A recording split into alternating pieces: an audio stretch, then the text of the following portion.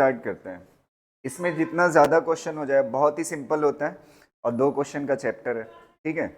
और किस्मत अच्छी रही 3 भी हो सकता है, कोई भरोसा नहीं है। चलो देखते हैं। कल मैंने आपको पढ़ाया था, 1 मिनट सुनो। ये P है और ये क्या है, N है। इसको क्या बोलते हैं, PN जंक्शन डायोड, ठीक है। तो ये डायोड है, ये इसका सिंबल है, ठीक है, किसका, डायोड का।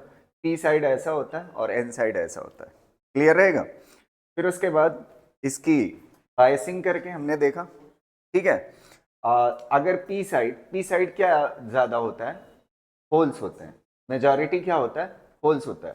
तो इधर पॉजिटिव से कनेक्टेड है, तो पॉजिटिव से अगर P साइड कनेक्टेड है और नेगेटिव टर्मिनल से N साइड कनेक्टेड है, तो इसे क्या बोलते हैं, रिवर्स बायसिंग। क्या बोलते हैं, रिवर्स बायसिंग। अच्छा, ये जो बायसिंग है, ठीक है, आपने बायसनेस सुना होगा। तो एक साइड को आपने पॉजिटिव से कनेक्ट किया और दूसरे को किससे, नेगेटिव से, तो 2 बिहेवियर है ना। कैसा है, 2 बिहेवियर, इसको अलग टर्मिनल से इसको अलग। तो किसी के साथ अगर अलग बर्ताव होता है तो उसे क्या बोलते हैं, बायस बोलते हैं, है कि नहीं। तो इसीलिए इसको क्या बोला जाता है, बायस्ड बोला जाता है, ठीक है। पॉजिटिव टर्मिनल से इसको क्या बोलते हैं, फॉरवर्ड फॉरवर्ड बायसिंग, ये कल पढ़ा चुका हूं। और इसको क्या बोलते हैं, रिवर्स। इस पे बहुत क्वेश्चन आता है। इसमें नेगेटिव टर्मिनल किससे कनेक्टेड है, P से, और पॉजिटिव टर्मिनल किससे कनेक्टेड है, N से। अब कल 2 बातें की थी, अगर ध्यान से सुनना, अगर ये पोटेंशियल V है, अगर पोटेंशियल को बढ़ाया जाए, ठीक है, बैटरी से जब कनेक्ट किया जाए, तो इसकी जो इस लेयर को क्या बोलते हैं, डिप्लीशन रीजन।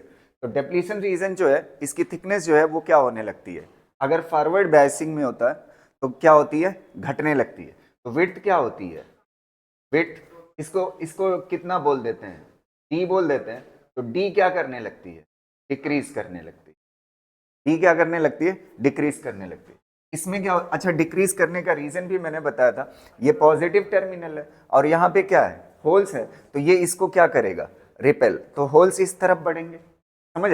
इधर कौन है, नेगेटिव से इलेक्ट्रॉन्स है, तो इलेक्ट्रॉन्स इधर है, ये नेगेटिव टर्मिनल है, तो ये इसको रिपेल करेगा, ये इधर बढ़ने लगेंगे, तो इसकी डिप्लीशन रीजन की थिकनेस जो है वो क्या होगी, घटने लगी। अच्छा, इसमें क्या होगा, ये नेगेटिव है और इधर क्या है, होल्स है, होल्स को खींचेगा, और ये पॉजिटिव है, इधर क्या है, नेगेटिव से, इसको खींचेगा, तो इसकी थिकनेस क्या होगी, बढ़ने लगे। तो D क्या होता है, बढ़ने लगता है।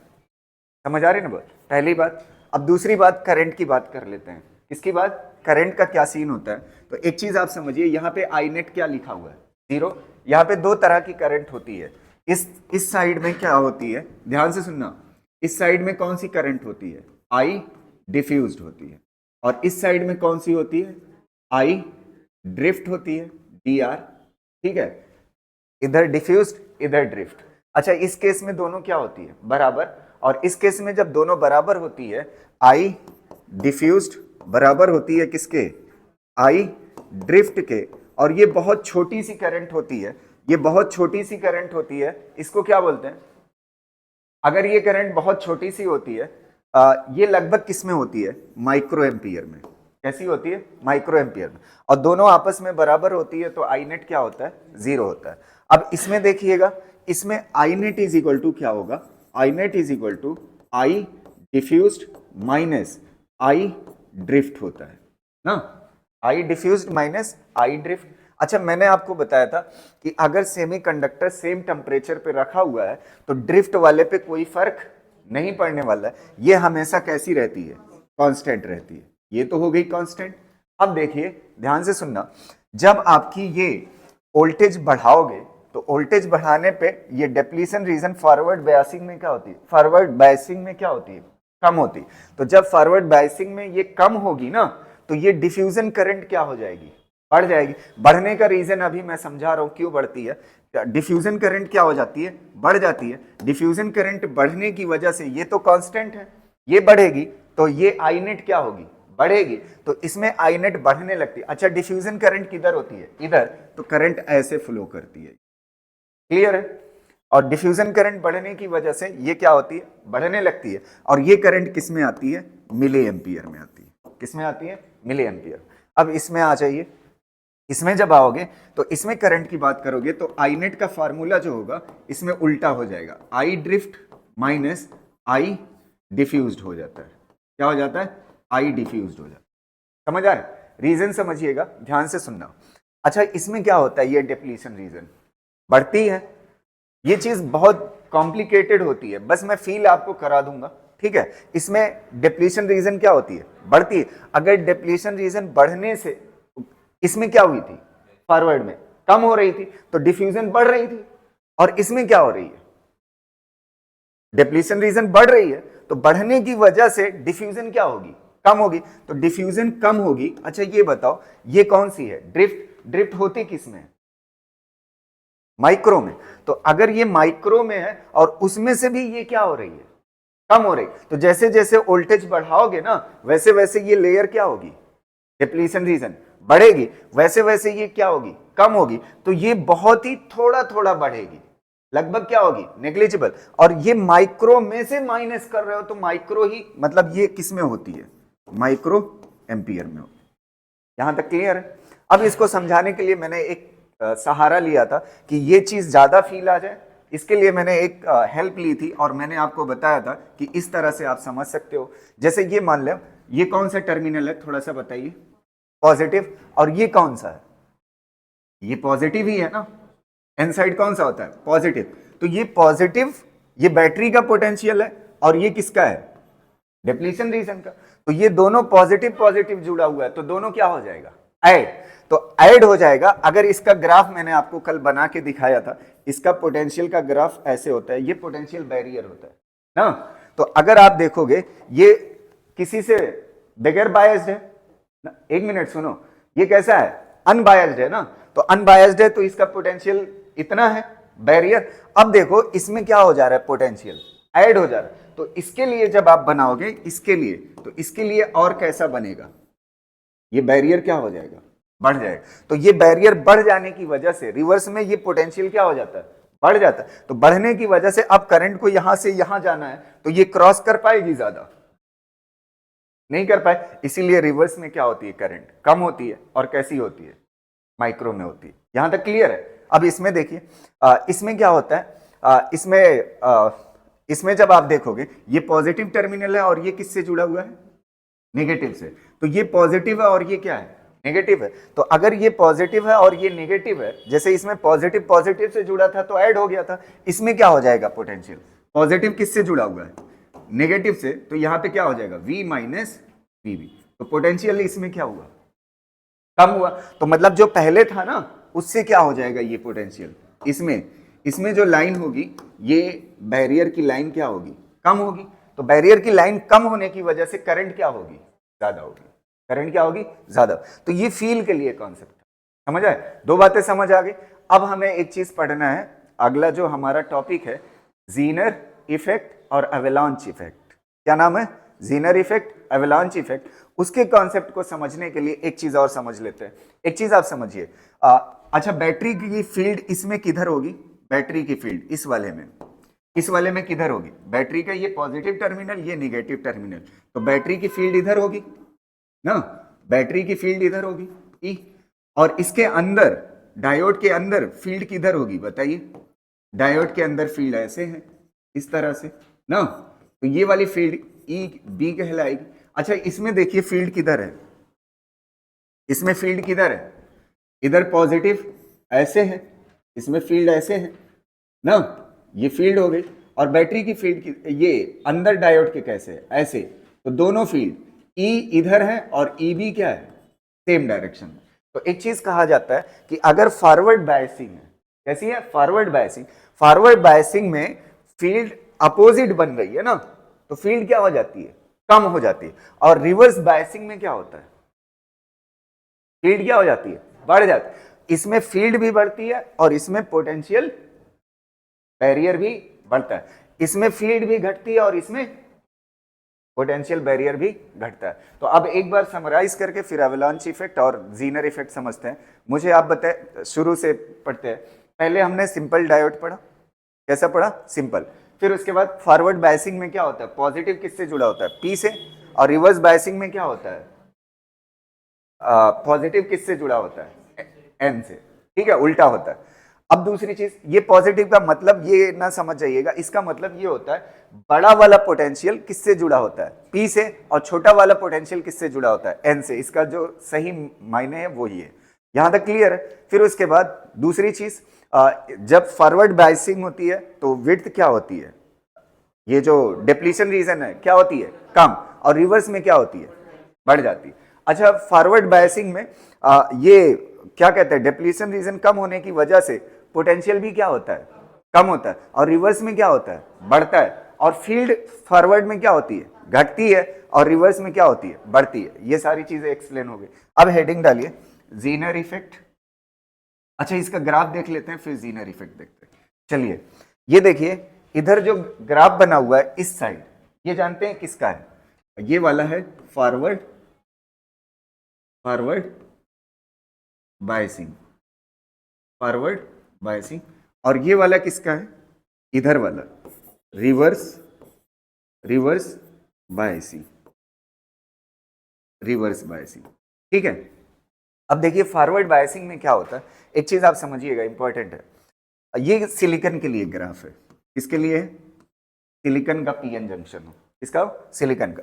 तो अगर आप देखोगे यहां पे अप्रॉक्स 0.7 वोल्ट है, कितना है, 0.7 वोल्ट। अब आप देखिए, इस पे आ जाइए पिक्चर में। एक चीज आप देखिए, फॉरवर्ड बायसिंग, आप वोल्टेज को क्या कर रहे हो, इस बैटरी के वोल्टेज को क्या कर रहे हो, लगातार बढ़ा रहे हो। तो बढ़ा रहे हो, ये थिकनेस क्या होगी, ये थिकनेस डिप्लीशन रीजन की क्या होगी, कम होगी। एक टाइम आएगा ये थिकनेस क्या हो जाएगी, खत्म हो। अच्छा, डिफ्यूजन करंट लगातार क्या हो रही है, बढ़ रही है। तो यहां तक थोड़ा थोड़ा बढ़ेगी, यहां तक क्या होगी, थोड़ा थोड़ा बढ़ेगी, लगभग जीरो है, थोड़ा थोड़ा बढ़ रही। यहां पे जा करके, ये जहां पे डिप्लीशन रीजन खत्म हो रही है, जहां पे डिप्लीशन रीजन क्या हो रही, खत्म हो रही, उसके बाद अचानक करंट बहुत ज्यादा हो जाएगी। अचानक करंट क्या हो जाएगी, बहुत ज्यादा हो जाएगी। समझ आ रहे। तो ये कौन से बायसिंग का, कौन सा, फॉरवर्ड। अच्छा, जिस पे डिप्लीशन रीजन खत्म होगी और करंट मैक्सिमम होना शुरू होगी, बढ़ना शुरू होगी, इस वोल्टेज को बोलते हैं नी वोल्टेज। क्या बोलते हैं, नी वोल्टेज। देखिए, ये ऐसा होता है ना, ऐसे ही दो नी होती है, समझे, इसलिए इसको क्या बोलते हैं, नी वोल्टेज। और इसको एक नाम दिया जाता है थ्रेशोल्ड वोल्टेज। क्या नाम दिया जाता है, थ्रेशोल्ड वोल्टेज। क्या बोला जाता है, थ्रेशोल्ड वोल्टेज। और एक नाम दिया जाता है कट इन वोल्टेज। क्या बोला जाता है, कट इन वोल्टेज। इन तीन नामों से अगर बुलाया जाता है तो आप याद रखिएगा, इसको क्या बोलते हैं, नी voltage, threshold voltage, cut in voltage. ये कौन सा वोल्टेज है जिसपे जाकर के डिप्लीशन रीजन क्या हो जाती है, फॉरवर्ड बायसिंग में खत्म हो जाती है, उसके बाद करंट क्या होती है, मैक्सिमम होना शुरू हो। अब आप देखिए, एक चीज आप ध्यान से सुनिए, ये आईवी ग्राफ किसके, रुक जाओ यार, ये आईवी ग्राफ किसके लिए, सेमीकंडक्टर के लिए। और आईवी ग्राफ जब आप कंडक्टर के लिए पढ़े थे, आईवी ग्राफ आपने किसके लिए पढ़ा था, ये कंडक्टर के लिए, ये ओम्स लॉ हुआ करता था। किसके लिए, ओम्स लॉ के अकॉर्डिंग। ये किसके अकॉर्डिंग होता था, ओम्स लॉ के अकॉर्डिंग ना। और इसका जो स्लोप हुआ करता था, इसका स्लोप जो हुआ करता था वो क्या होता था, 1/r होता था। याद है, ओम्स लॉ में मैंने पढ़ाया था, V is equal to I R होता है, V is equal to I R, V is equal to I R, उससे ये ग्राफ है, V is equal to I R. तो आपको दिख रहा है ये कंडक्टर के लिए और ये किसके लिए, सेमीकंडक्टर। सेमीकंडक्टर में दो पॉसिबिलिटी होती है, एक क्या होती है फॉरवर्ड बायसिंग, और एक क्या होती है रिवर्स। कंडक्टर में तो ऐसा नहीं था, समझ आ रही ना। तो कंडक्टर में ये फर्क दिख रहा है आपको। रीजन क्या है, कंडक्टर में सिर्फ इलेक्ट्रॉन कंडक्टिविटी करता था, इसमें होल और इलेक्ट्रॉन दो करते, इसलिए इसमें दो नेचर दिख रहा है। नहीं समझ आई बात। तो आपको समझ आ रहा है ये किसके लिए ग्राफ था, कंडक्टर के लिए। इसका स्लोप क्या होता था, 1/r होता था। इसका स्लोप भी क्या होगा, इसका सेमीकंडक्टर, ये भी 1/r होगा, ये भी क्या होगा। लेकिन इसमें और इसमें जानते हैं फर्क क्या है, अगर स्ट्रेट लाइन होती है तो उसका स्लोप क्या होता है, कांस्टेंट। अगर स्लोप कांस्टेंट था तो रेजिस्टेंस कांस्टेंट था, इसमें रेजिस्टेंस कांस्टेंट होगा, इसलिए इसको क्या बोला जाता है, डायनामिक रेजिस्टेंस। क्या बोला जाता है, तो सेमीकंडक्टर के अंदर जो रेजिस्टेंस होता है वो कैसा होता है, डायनामिक होता है। और जो कंडक्टर के अंदर रेजिस्टेंस हमने पढ़ा है वो कैसा पढ़ा है, कांस्टेंट पड़ा, तो ये आर क्या है, कांस्टेंट, और इसमें जो होगा वो कैसा होगा, डायनामिक होगा। यहां तक क्लियर है। अब रिवर्स बायस देख लेते हैं, एक मिनट सुनना। रिवर्स में क्या होता है, रिवर्स वाली पिक्चर को देख लेते हैं। इस वाले वोल्टेज को बढ़ाते हैं, इस वाले वोल्टेज को बढ़ाते हैं, इसको बढ़ाते हैं वोल्टेज को। वोल्टेज को जब आप बढ़ाओगे, डिप्लीशन रीजन लगातार क्या होगी, बढ़ती जाएगी। डिप्लीशन रीजन क्या होगी, बढ़ती जाएगी। तो डिप्लीशन रीजन बढ़ती जाएगी। ये ड्रिफ्ट तो कांस्टेंट है, ड्रिफ्ट करंट, ये सिर्फ किस पे डिपेंड करती है, टेम्परेचर पे। चाहे जैसा बायसनेस कर दो, चाहे जो कर दो, ये लगातार क्या रहती है, कांस्टेंट रहती है, इससे कोई फर्क नहीं पड़ता। बची कौन सी है, डिफ्यूजन करंट। डिफ्यूजन करंट, इसकी विड्थ बढ़ने से लगातार क्या हो रही है, कम हो रही। तो कम होने से आई नेट क्या हो रहा है, थोड़ा थोड़ा बढ़ रहा है, थोड़ा थोड़ा क्या हो रहा है, बढ़ रहा है। और अगर आप देखोगे इधर का जो ग्राफ है वो माइक्रो एम्पियर में है। यही बात मैं कह रहा था। फॉरवर्ड बायसिंग में कैसी करंट होती है, मिली एम्पियर में, फॉरवर्ड में मिली एम्पियर में, और रिवर्स में कैसी होती है, माइक्रो एम्पियर में। ये बहुत छोटी करंट होती है। तो अब देखिए धीरे धीरे बढ़ते बढ़ते बढ़ते बढ़ते एक टाइम आया, यहां पे जो करंट है, एक मिनट फील करिएगा, करंट बहुत छोटी है ना, बहुत छोटी है, थोड़ा थोड़ा थोड़ा थोड़ा बढ़ते बढ़ते जब वोल्टेज बहुत बढ़ जाएगा। अच्छा, रिवर्स में करंट ही बहुत कम है। रिवर्स में क्या है, करंट, रिवर्स में करंट किधर, ऐसे चल रही है ना, पॉजिटिव टर्मिनल से ऐसे चलेगी ना। नहीं समझ आ रही बात। रिवर्स में करंट किसकी वजह से है बताइए, इसकी वजह से है ना, ड्रिफ्ट की वजह से। अच्छा, ड्रिफ्ट किधर होती है, यहां पे पढ़ाया है, ड्रिफ्ट किधर होती है, इधर, और डिफ्यूजन किधर होता है, इधर। तो फॉरवर्ड में डिफ्यूजन की वजह से होती है, और रिवर्स में किसकी वजह से होती है, ड्रिफ्ट की। और ड्रिफ्ट कैसी होती है, बहुत छोटी होती है। तो बहुत छोटी होती है तो ड्रिफ्ट इधर होगी ना, तो करंट इधर की तरफ है। तो अब आप देखिएगा, करंट अगर इधर की तरफ है तो एक चीज आप समझिए, वोल्टेज बढ़ाते बढ़ाते एक लिमिट ऐसी आएगी जब ब्रेकडाउन स्टार्ट हो जाएगा। क्या स्टार्ट हो जाएगा, ब्रेकडाउन। अब वो काम करेगा कॉन्सेप्ट, ध्यान से सुनना। फील्ड क्या हो जाएगी, ये फील्ड क्या हो रही है, बढ़ रही है या घट रही है, रिवर्स में फील्ड बहुत मजबूत हो जाएगी ना। फील्ड इतनी मजबूत हो जाएगी वोल्टेज बढ़ाते बढ़ाते। ये कॉन्सेप्ट मैं आपको पढ़ा चुका हूं। अगर ये एटम है और इसके पास इलेक्ट्रॉन है, और यहां पे क्या लगी हुई है, फील्ड लगी हुई है, यहां पे फील्ड लगी हुई है। अगर फील्ड बहुत ही स्ट्रांग हो गई तो दो लोग इसे इलेक्ट्रॉन को खींच रहे हैं, एक इसका न्यूक्लियस और एक इसकी फील्ड खींच रहे। अगर इसकी ताकत बढ़ गई तो ये इलेक्ट्रॉन क्या कर लेगा, छीन लेगा। इलेक्ट्रॉन क्या करेगा, छीन लेगा। तो फील्ड इतनी ज्यादा बढ़ जाएगी, इतनी ज्यादा बढ़ जाएगी, तो फील्ड की वजह से क्या टूटना शुरू हो जाएगा, इलेक्ट्रॉन। अगर फील्ड की वजह से इलेक्ट्रॉन टूटना शुरू हो गया तो अचानक करंट उसके अंदर बहुत ज्यादा हो जाएगी। और करंट बहुत ज्यादा हो जाएगी तो वो इस ग्राफ में दिखा रहा है। इस वोल्टेज को बोलते हैं कौन सा वोल्टेज, ब्रेक डाउन वोल्टेज। क्या बोलते हैं, ब्रेक डाउन वोल्टेज, जिसपे ऐसा होता है।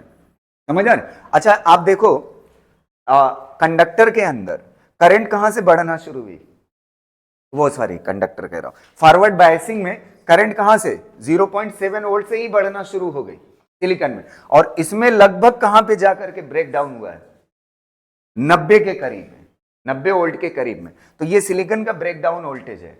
इसका है सिलिकॉन का ब्रेक डाउन वोल्टेज। यहां तक क्लियर रहेगा, समझ आए। अच्छा, ये बताओ ब्रेक डाउन किसकी वजह से हुआ है, ब्रेक डाउन वोल्टेज बहुत ज्यादा बढ़ने की वजह से फील्ड क्या हो गई, बहुत फील्ड क्या हो गई, फील्ड इसके अंदर बहुत ज्यादा हो गई। और फील्ड ज्यादा होने की वजह से ये क्या कर रहा, इलेक्ट्रॉन और होल्स तोड़ना शुरू कर दिया।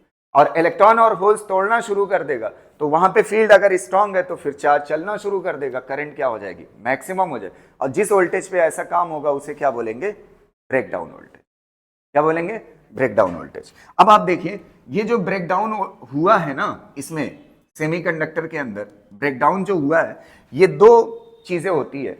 एक को बोलते हैं जीनर इफेक्ट। क्या बोलते हैं, जीनर इफेक्ट। इसको समझ लेते हैं, जीनर इफेक्ट क्या होता है। और एक होता है एवेलांच इफेक्ट। क्या होता है, एवेलांच इफेक्ट। स्पेलिंग थोड़ा सा इधर उधर हो सकती है, खैर। एवेलांच इफेक्ट, ध्यान से सुनना। एवेलांच इफेक्ट और जीनर इफेक्ट क्या होगा। अच्छा, फील्ड क्या हो रही है, बहुत ज्यादा बढ़ रही है। अच्छा, ये दोनों इफेक्ट किसके हैं, रिवर्स के। इसका कॉन्सेप्ट है रिवर्स बायसिंग का है। दोनों कॉन्सेप्ट किस पे है, रिवर्स बायसिंग।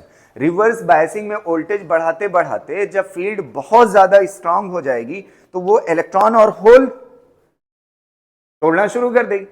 अच्छा, इलेक्ट्रॉन और होल तोड़ने के साथ साथ एक काम और होगा, ध्यान से सुनना। इलेक्ट्रॉन और होल किसके तोड़ना? अगर सिलिकॉन का है तो सिलिकॉन के इलेक्ट्रॉन को तोड़ेगा, इलेक्ट्रॉन को तोड़ के निकालेगा, जहां से निकालेगा वहां पे क्या बन जाएगा? होल बन जाएगा। जहां से निकालेगा तोड़ करके वहां पे क्या बन जाएगा? होल बन जाएगा। तो एक काम करेगा। अच्छा ये बताओ, इसके अंदर कौन सा बॉन्ड होता है? सबसे पहले ये बताइए, सेमीकंडक्टर के अंदर कोवेलेंट बॉन्ड होता है, और कंडक्टर्स के अंदर कौन सा होता है? मेटेलिक होता है। तो ये क्या करता है? कोवेलेंट बॉन्ड को तोड़ता है। इलेक्ट्रिक फील्ड मजबूत होने की वजह से किसको तोड़ती है? Covalent bond. जब कोवेलेंट बॉन्ड से इलेक्ट्रॉन टूट के निकलता है तो वहां पे क्या जनरेट हो जाता है? होल जनरेट हो जाता है। क्या जनरेट हो जाता है? होल। तो फील्ड क्या कर रही है? कोवेलेंट बॉन्ड से इलेक्ट्रॉन तोड़ करके निकाल ले। अच्छा, इलेक्ट्रॉन टूटने के बाद अगर फील्ड बहुत मजबूत है तो फील्ड चलाती भी है चार्ज को। दो काम करती है, तोड़ी भी है और क्या करेगी? चलाएगी। अच्छा, चलते वक्त इलेक्ट्रॉन रास्ते में, मान लेते हैं, ध्यान से देखना, ये सिलिकॉन के इलेक्ट्रॉन थे, ये किसके थे? सिलिकॉन के इलेक्ट्रॉन थे। इस इलेक्ट्रॉन को तोड़ करके इसने क्या कर दिया? निकाल दिया। इसको तोड़ करके क्या कर दिया? निकाल दिया। तो यहां पे क्या क्रिएट हो जाएगा? होल क्रिएट हो जाएगा। और इलेक्ट्रॉन कहां पे चला आया? यहां पे चला आया ना। अब देखिए, ये इलेक्ट्रॉन किसमें है? अभी भी उसी हायर फील्ड में है ना। तो हायर फील्ड में है, इस इलेक्ट्रॉन को बड़ी तेजी से चलाएगा। अगर बड़ी तेजी से चलाएगा, इसके रास्ते में सिलिकॉन का दूसरा एटम भी तो पड़ेगा, दूसरा एटम पड़ेगा। तो दूसरा एटम पड़ेगा तो ये इलेक्ट्रॉन इस इलेक्ट्रॉन से जाकर के टकराएगा कि नहीं? और टकराएगा, इसके पास इतनी स्पीड होगी कि इसके इलेक्ट्रॉन को तोड़ देगा। इस इफेक्ट को, जो इलेक्ट्रॉन को तोड़ेगा, उसे बोलते हैं एवलांच इफेक्ट। और जो फील्ड बॉन्ड वाले इलेक्ट्रॉन तोड़ेगी उसे क्या बोलते हैं? जीनर इफेक्ट बोलते हैं। नहीं समझ आई बात? फील्ड की वजह से क्या टूटेगा? कोवेलेंट बॉन्ड से इलेक्ट्रॉन टूटेगा। उस कोवेलेंट बॉन्ड से इलेक्ट्रॉन के टूटने से फ्री चार्ज बना कि नहीं बना, जिसकी वजह से करंट हो सकती है। तो इस इफेक्ट को क्या बोलते हैं? Zener effect. और अगर वो इलेक्ट्रॉन टूटने के बाद चलता है और चलते वक्त रास्ते में कोई सिलिकॉन का एटम पड़ता है और उसके इलेक्ट्रॉन को तोड़ करके फ्री करता है, तो उसे क्या बोलते हैं? Avalanche effect. नहीं समझ आई बात? क्लियर रहेगा? तो इस ग्राफ को बनाइए, फिर मैं इसको लिखा देता हूं। अच्छा, लिखने को मैं मना किया। जीनर इफेक्ट क्या होता है? ये किसकी वजह से होता है? Due to high electric field, electron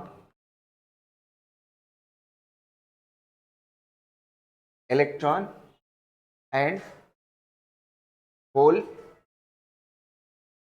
electron and hole created due to high electric field ना। इलेक्ट्रॉन और होल क्या होते हैं? क्रिएट हो जाते हैं। तो क्या टूटता है? Covalent bond. क्या टूटता है? Covalent bond. ठीक है, कोवेलेंट बॉन्ड टूटने पे क्या क्रिएट होता है? Electron hole pair. इसे क्या बोलते हैं? Zener effect. और अवेलांच इफेक्ट किसे कहते हैं? इलेक्ट्रॉन कोलाइड विथ किससे? विथ बॉन्डेड इलेक्ट्रॉन ना। बॉन्डेड इलेक्ट्रॉन से टकराएगा। अब ये क्या करेगा? इलेक्ट्रॉन को तोड़ देगा। तो क्या क्रिएट हो जाएगा? इलेक्ट्रॉन होल पेयर फिर क्रिएट हो जाएगा। Bonded electron break,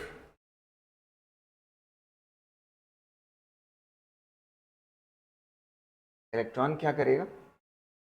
breaks. क्या लिखूंगा? रुक जाओ। it creates electron hole pair. नहीं समझ आई बात? टकरा करके क्या करेगा? ये जो फ्री, यहां से जो इलेक्ट्रॉन टूटा है ना बॉन्ड से, वो अब क्या करेगा? इलेक्ट्रॉन कोलाइड करेगा किससे? बॉन्डेड इलेक्ट्रॉन से। उसको तोड़ देगा, फिर क्या क्रिएट हो जाएगा? Electron hole pair. इसे क्या बोलेंगे? Avalanche effect. क्लियर रहेगा? यहां तक कोई दिक्कत? समझ आ गया पूरा? चलिए आगे बढ़ते हैं। ठीक, अब एक चीज हम यहाँ पे पढ़ लेते हैं, फिर उसके बाद क्वेश्चन करते हैं। ठीक है, चलो। फील्ड जब बहुत ज्यादा बढ़ जाती है, यहाँ तक क्लियर है। अब अगली चीज हम यहाँ पे समझ लेते हैं। जीनर भी हो गया, और क्या हो गया, अवेलांच इफेक्ट हो गया। अब हम देख लेते हैं डायनामिक रेजिस्टेंस। क्या देख लेते हैं, इसके अंदर जो रेजिस्टेंस होता है सेमीकंडक्टर के अंदर, वो कैसा कहलाता है, डायनामिक। तो देख लेते हैं डायनामिक रेजिस्टेंस क्या होगा। डायनामिक रेजिस्टेंस, हाँ, डायनामिक रेजिस्टेंस। तो अब आप समझिएगा, डायनामिक रेजिस्टेंस का कोई फार्मूला बदलने वाला नहीं है। V इज इक्वल टू क्या पढ़ते थे, आई आर, ओम्स लॉ से ना। तो R इज इक्वल टू क्या होता है, V अपॉन I। तो यहां पे क्या हो जाएगा, R is equal to del V upon del I। अब इसमें मसला क्या होता है, अच्छा del V upon del I क्या है? मैंने आपको कई दफा एक बात बताई है, अगर इस ग्राफ पे आप जाओगे, हाँ, मैंने पढ़ाते वक्त फिजिक्स को कई बार इस बात को बताया, अगर ऊपर I है और नीचे वोल्टेज है ना, तो इसका जो स्लोप होगा वो I by R, D I by क्या होगा, डी आर। ये मैं कई दफा बताया। अगर यहाँ पे प्रेशर है और यहाँ पे वॉल्यूम है, तो स्लोप क्या होगा, dp बाई dv होगा, प्रेशर डिवाइड बाई वॉल्यूम। अगर यहाँ पे टेम्परेचर है और यहाँ पे वॉल्यूम है, तो यहाँ पे स्लोप क्या होगा, टेम्परेचर डिवाइड बाई वॉल्यूम होगा। तो जो y एक्सिस पे होता है वो स्लोप में किधर होता है, ऊपर, और जो x एक्सिस में होता है वो किधर होता है, नीचे। अब आप खुद मुझे बता दीजिए, इस ग्राफ में स्लोप क्या होगा, इस ग्राफ में स्लोप क्या होगा यार, I बाई V। तो यहां पे जो आ रहा है वो क्या आ रहा है, resistance is equal to V by R. तो इससे पता चलता है, अगर 1 डिवाइड बाई स्लोप कर दूं, क्या कर दूं, स्लोप कर दूं, तो मुझे क्या मिल जाएगा, रेजिस्टेंस मिल जाएगा। स्लोप का उल्टा आ रहा है ना, स्लोप क्या आ रहा है, I बाई V, और मुझे चाहिए क्या, रेजिस्टेंस के लिए डेल्टा V बाई I। तो इससे पता चलता है, अगर स्लोप का उल्टा कर दो तो क्या मिल जाएगा, रेजिस्टेंस। और आपको साफ दिख रहा है यहां पे डायनामिक रेजिस्टेंस है कि नहीं, इसमें स्लोप लगातार क्या हो रहा है, लगातार स्लोप क्या हो रहा है, चेंज हो रहा है। अरे यार ऐसे है ना ग्राफ, स्ट्रेट लाइन थोड़ी है कि कांस्टेंट है स्लोप, ये लगातार क्या हो रहा है, चेंज हो रहा है। तो लगातार स्लोप चेंज होने की वजह से रेजिस्टेंस क्या हो रहा है, चेंज हो रहा है। फार्मूला ओम्स लॉ वाला ही लगेगा। समझ आ रही ना बात, क्लियर है? यहां तक हो गया। एक क्वेश्चन मैं करा देता हूं एनसीईआरटी का, उससे आपको बात समझ आ जाएगी स्लोप की। यहां तक कोई दिक्कत नहीं ना? चलिए एनसीईआरटी का एक क्वेश्चन इस पे कर लेते हैं।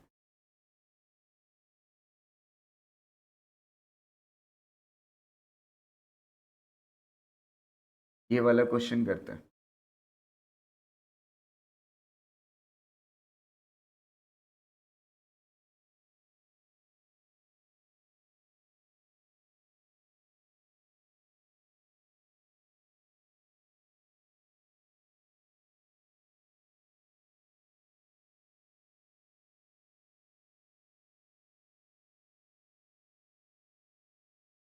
ये वाला देखो ध्यान से, 1 मिनट फील करिएगा इस क्वेश्चन को। ओए इधर देखो इस क्वेश्चन को, इसमें आपसे क्या पूछा है, the VI characteristic of silicon diode is shown in the figure, calculate the resistance of the diode, calculate the resistance of the diode ना।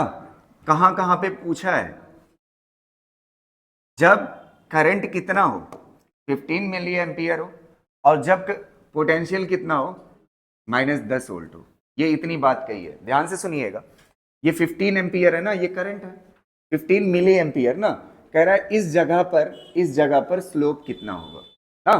तो जब आपको स्लोप निकालना होता है, तो सबसे पहले एक टेंजेंट ड्रॉ कर दीजिए। यहां से एक टेंजेंट ड्रॉ कर दिया, टेंजेंट ड्रॉ करने से एक आपका ट्राइंगल बन जाएगा। ये एक क्या बन जाएगा, ट्राइंगल।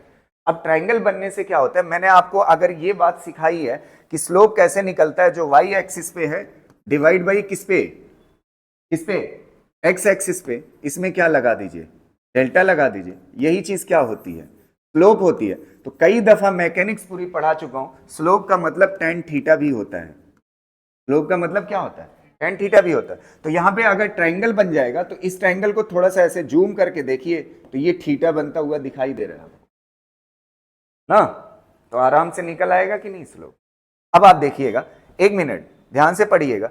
अच्छा ये बताओ, ये वाली चीज क्या कहलाएगी? डेल्टा आई। डेल्टा आई कितना है? ये 20 है और ये क्या है? 10 है। तो 20 में से 10 घटाओगे कितना हो जाएगा?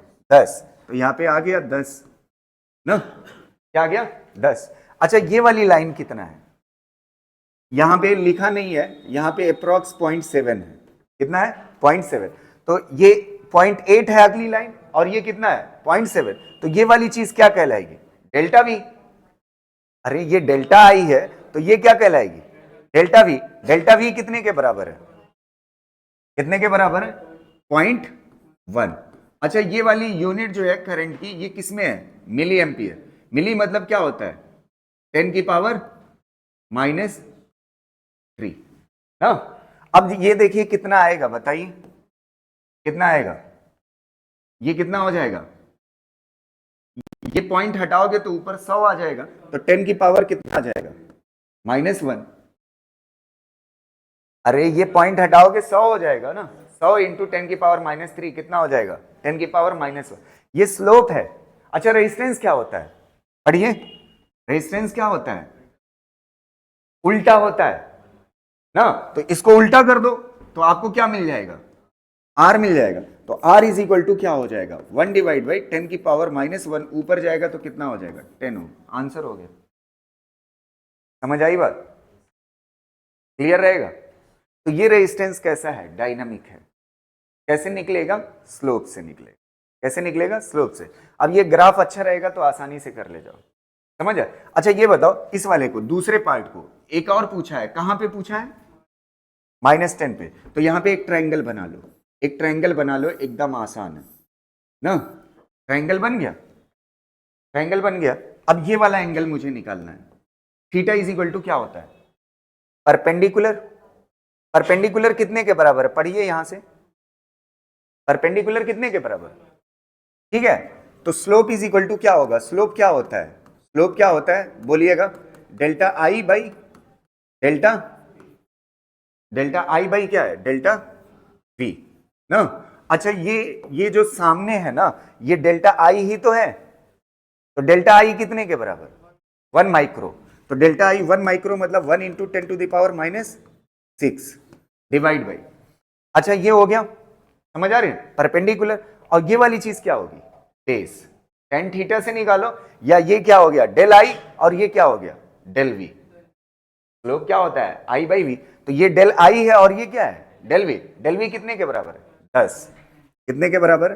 10। अच्छा मुझे स्लोप का जस्ट उल्टा क्या होता है? रेजिस्टेंस। तो R इज इक्वल टू क्या हो जाएगा? 10 बाई 10 की पावर -6। तो ऊपर कितना हो जाएगा? कितना हो जाएगा? बस आंसर हो गया।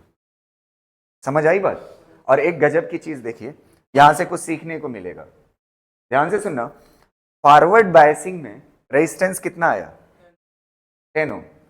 और रिवर्स बायसिंग में, समझ पा रहे हो ना? रिवर्स में करंट क्यों कम होती है? उसका जिम्मेदार ये है। समझ आ रही ना? और फॉरवर्ड में करंट क्यों ज्यादा होती है? रेजिस्टेंस कम होता है। समझ आ रही ना बात? है फॉरवर्ड में करंट ज्यादा होती है वोल्टेज बढ़ाने पे। समझ आ रही ना बात? डिफ्यूजन ज्यादा होता है करंट। फॉरवर्ड में मैंने बताया मिली एम्पियर में होती है करंट, और रिवर्स में क्या होती है? माइक्रो एम्पियर में। और आपको मैं एक चीज और बताऊं, अभी इसको कर लीजिए फिर बताता हूं क्वेश्चन करने के लिए, ठीक है? अच्छा ये एक बार समझ तो लीजिए, बढ़िया से फील आ जाए। ये एनसीईआरटी का है तो जाहिर सी बात है इंपॉर्टेंट है। और एक चीज याद रखिएगा, कंडक्टर में कैसा रेजिस्टेंस होता है? कांस्टेंट। और सेमीकंडक्टर में कैसा होता है? वेरिएबल।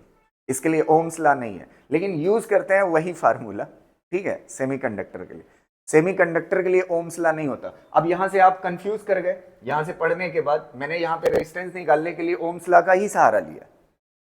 समझ आ रही ना? तो आप याद करिए, ये मैं स्लोप मेरा आ रहा था उससे मैंने जुगाड़ लगा के लिया है, और आपको याद रखने के लिए आसानी होगी इसलिए मैंने बोल दिया, अदरवाइज जरूरत नहीं है ओम्स लॉ की। अच्छा ये बताओ, स्लोप क्या मिल रहा है? एल आई बाई आर मिल रहा है ना, समझ आए? तो इसलिए तो ये मतलब ऐसा ना समझ लीजिएगा कि सेमीकंडक्टर के लिए ओम्स लॉ एप्लीकेबल है। ओम्स लॉ सिर्फ किसके लिए है? कंडक्टर के लिए। क्लियर रहेगा ना? चलिए, यहां तक हो जाने के बाद अब चलिए क्वेश्चन की तरफ करते हैं, क्वेश्चन की तरफ जाते हैं।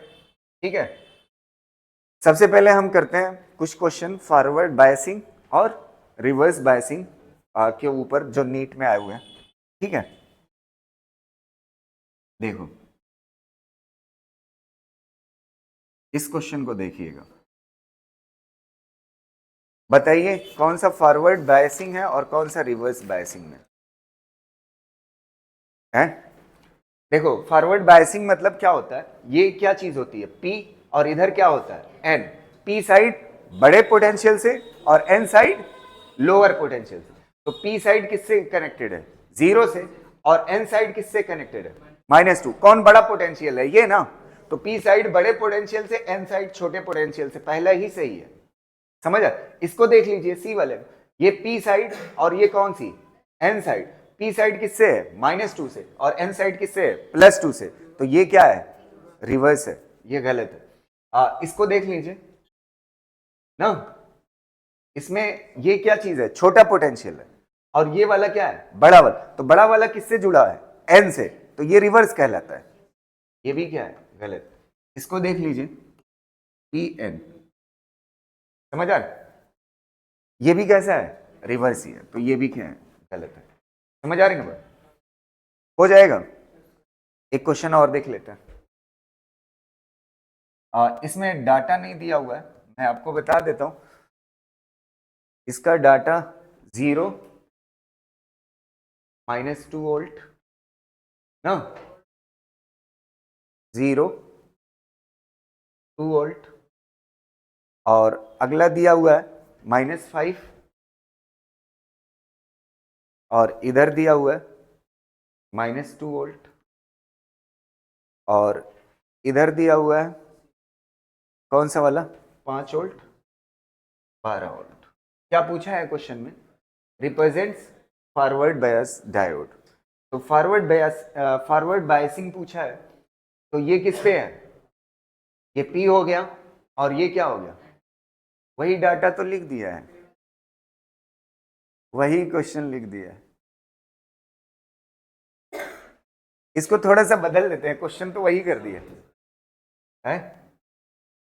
नहीं, क्वेश्चन है तो यूज कर लेते हैं ना, है? वही क्वेश्चन मैंने लिख दिया था, -4 -3, -4 वोल्ट, -3 वोल्ट, ठीक, और बी वाला -2 वोल्ट, +2 वोल्ट,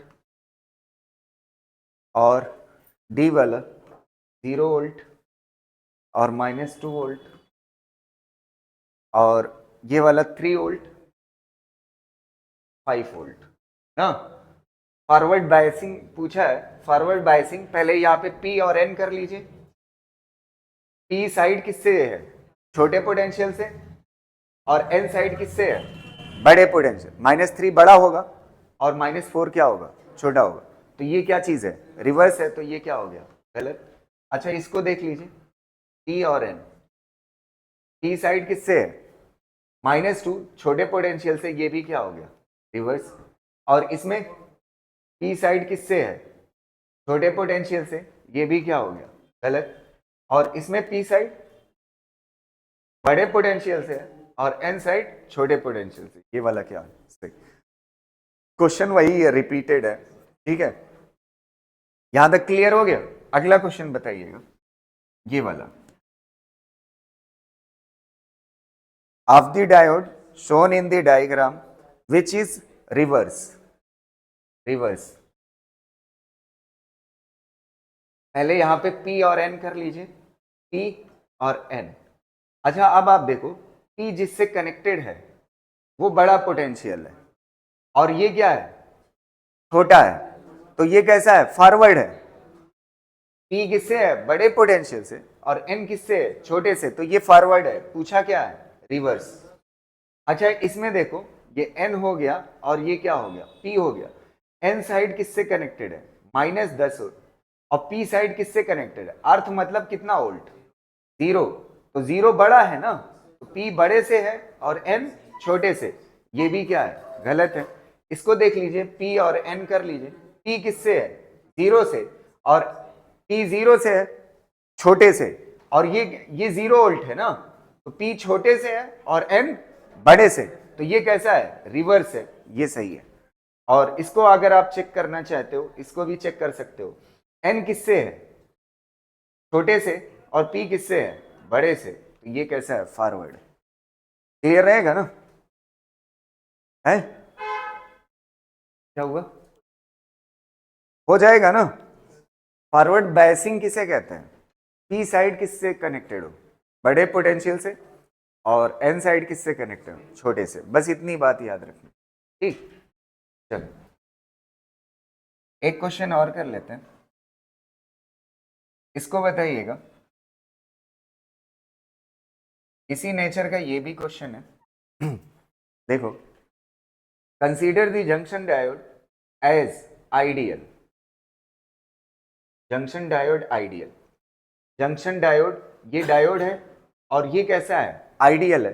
तो एक बात बता दूं, ध्यान से सुनना।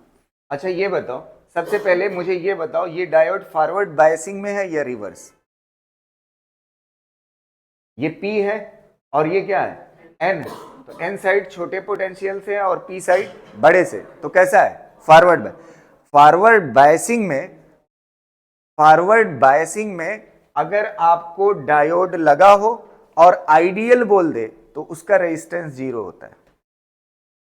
फॉरवर्ड बायसिंग में डायोड कैसा हो, आइडियल हो, तो उसका रेजिस्टेंस क्या होता है, 0 होता है। समझ आ रहा है, अभी मैं लिख देता हूं, ठीक है। अभी एक जगह और आएगा, वहां पे मैं पढ़ा दूंगा इस चीज को। या अगर कहें तो इसका रेजिस्टेंस क्या है, अभी फिलहाल 0 है, तो इसका रेजिस्टेंस 0 है। अब आप देखिए, एक ही रेजिस्टेंस बचा और वो भी कितने का है, 1 किलो ओम का। तो आपसे क्या पूछा है, करंट। तो I इज इक्वल टू क्या होता है, I is equal to I, V is equal to क्या होता है, IR। तो I इज इक्वल टू क्या हो जाएगा, V by delta V by, ये डेल्टा कर लो, delta V by delta, delta R क्या होता है यार, delta V is equal to क्या, delta V is equal to क्या हो जाएगा, IR। तो I इज इक्वल टू क्या हो जाएगा, डेल्टा V बाई R हो जाएगा ना। अब आप देखिएगा, डेल्टा V, डेल्टा V कितने के बराबर है, तो ये 4 है। डेल्टा V मतलब क्या होगा, delta V is equal to क्या होगा, V2 माइनस V1, ठीक है। अगर इससे भी करोगे V2 माइनस V1 से, तो ये फाइनल है -6, और ये माइनस, और V1 कितना है, 4, कितना आएगा। लेकिन कैसे निकालिएगा, एकदम ऐसे सिंपल सा निकालिएगा। Delta V is equal to V1 minus ये माइनस ये करना, V1 माइनस V2 कर लेना, तब भी वही आएगा। V1 कितना है 4, माइनस V2 कितना है, माइनस माइनस क्या हो जाएगा, +6, तो कितना आ जाएगा 10। तो डेल्टा V कितना हो गया 10, और रेजिस्टेंस कितना 1 किलो, किलो मतलब 10 की पावर 3 ना। इसको ऊपर लेके चले जाओ, I इज इक्वल टू कितना हो जाएगा 10 into 10 to the power -3 ampere. कौन सा सही हो जाएगा, 10 की पावर -2 एम्पियर, ठीक।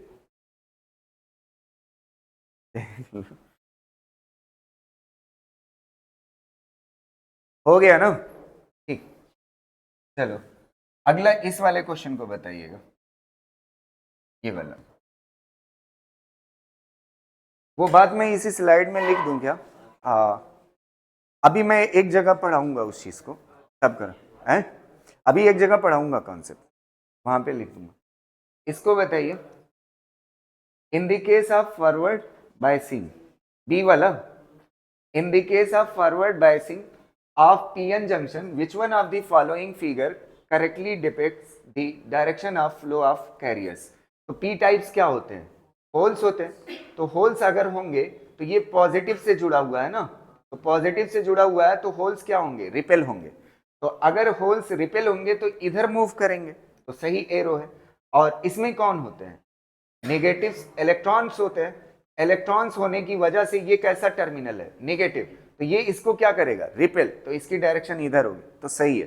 बाकी सब में देखोगे होल्स को किधर रिपेल होना चाहिए? इधर, ये सही है। इलेक्ट्रॉन को इधर होना चाहिए, इधर बता रहा है, तो ये क्या है? गलत है।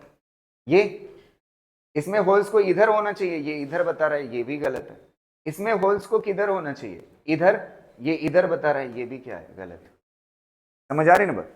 कर ले जाओगे, हो जाएगा ना? चलिए नेक्स्ट देखते हैं।